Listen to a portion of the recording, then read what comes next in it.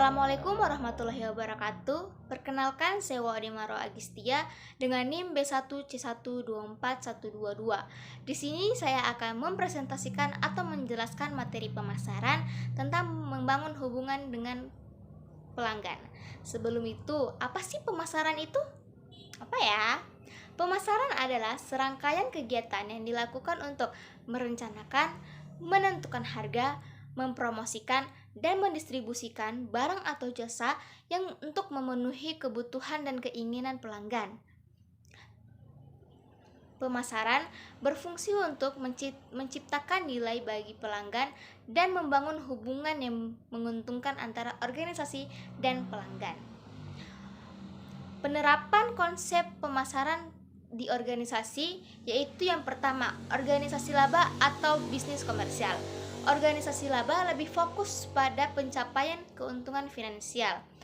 Pemasaran di sini berfokus pada perkembangan produk atau layanan yang menarik bagi pelanggan, strategi harga yang kompetitif, promosi yang efektif, dan distribusi yang efisien. Semua elemen ini bertujuan untuk meningkatkan penjualan dan profitabilitas. Yang kedua, organisasi nirlaba atau lembaga sosial. Organisasi nirlaba pemasarannya itu berfokus pada untuk memenuhi upaya untuk memenuhi tujuan sosial atau kemanusiaan seperti menggalang dana dan yang lain-lainnya.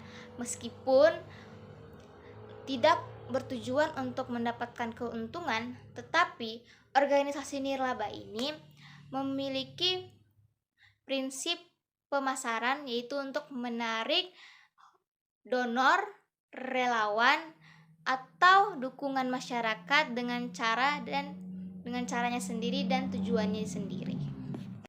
Ada 4P dalam pemasaran yang sering disebut atau yang dikenal dengan marketing mix. Marketing mix ini adalah elemen-elemen yang digunakan perusahaan untuk merancang strategi perusahaan mereka.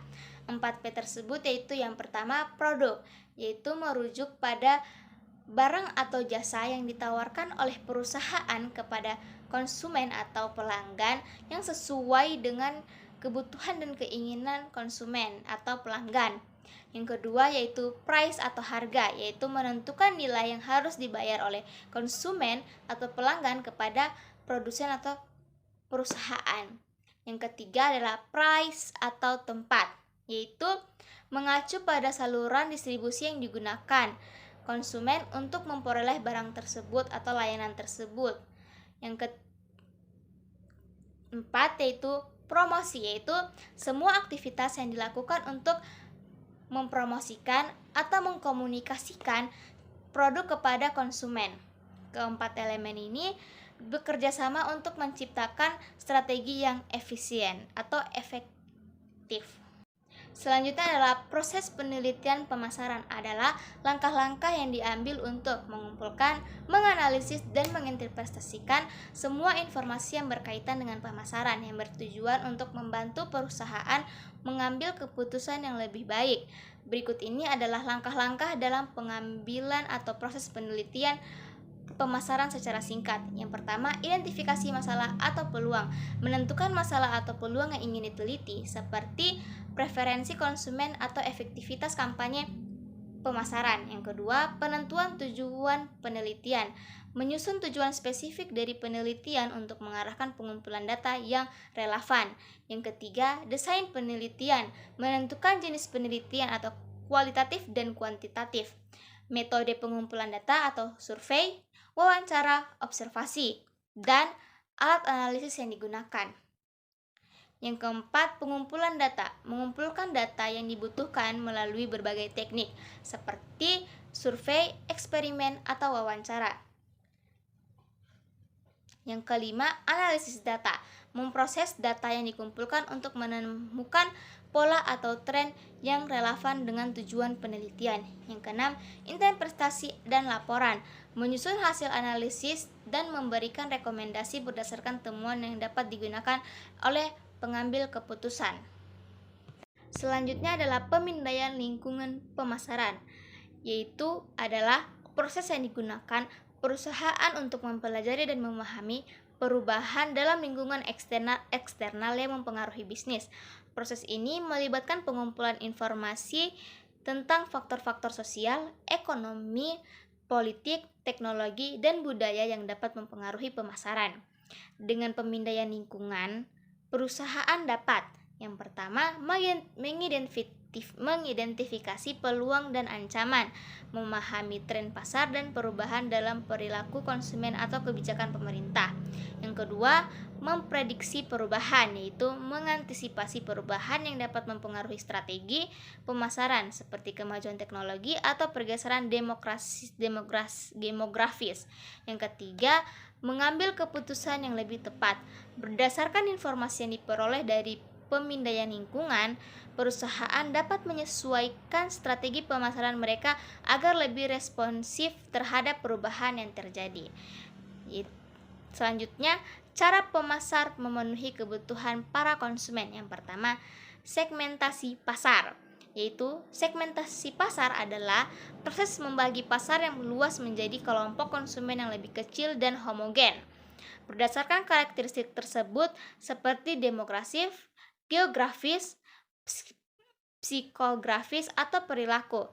Dengan segmentasi, pemasar dapat menargetkan produk atau layanan secara lebih spesifik dan efektif untuk memenuhi kebutuhan setiap kelompok, seperti memberikan produk yang berbeda untuk konsumen muda dan konsumen dewasa.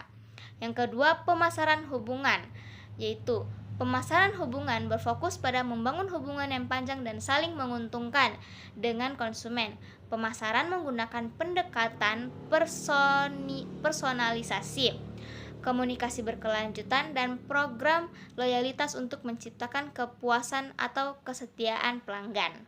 Dengan menjaga hubungan yang baik, perusahaan dapat memahami lebih dalam preferensi konsumen dan menyesuaikan penawaran untuk meningkatkan retensi pelanggan. Yang ketiga, studi perilaku konsumen.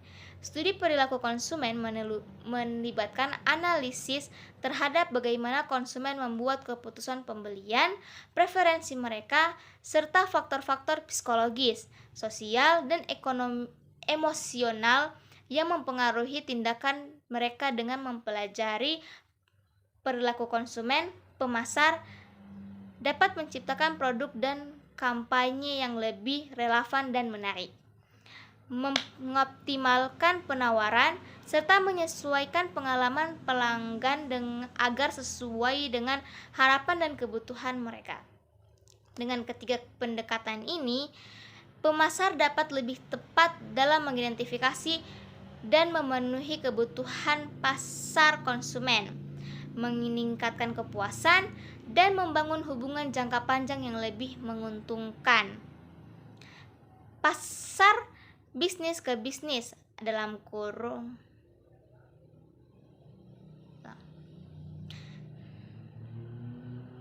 Selanjutnya, pasar bisnis ke bisnis, yaitu B2B. Berbeda dari pasar konsumen, B2C dalam beberapa hal penting, diantaranya yang pertama, pembeli dan penjual. Dalam B2B, pembeli adalah bisnis lain, sedangkan dalam B2C, pembeli adalah konsumen individu. Kedua, proses pembelian. Pembelian B2B lebih kompleks, melibatkan negosiasi dan kontrak. Sementara pembelian 2C lebih sederhana dan seringkali dilakukan sekali saja. Yang ketiga, volume transaksi. Dalam B2B, transaksi cenderung lebih besar dan berkelanjutan, sedangkan B2C lebih banyak berfokus pada pembelian unit kecil. 4. Harga. B2B sering menawarkan harga grosir atau diskon berdasarkan volume pembelian, sedangkan B2C biasanya memiliki harga tetap. 5. Pemasaran. Pemasaran B2B lebih fokus pada hubungan jangka panjang, kredibilitas, dan solusi bisnis.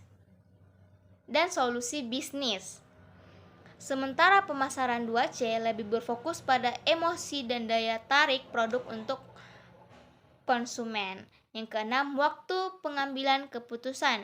Keputusan pembelian B2B memerlukan waktu lebih lama dan melibatkan banyak pihak, sedangkan B2C keputusan sering dibuat oleh individu secara cepat.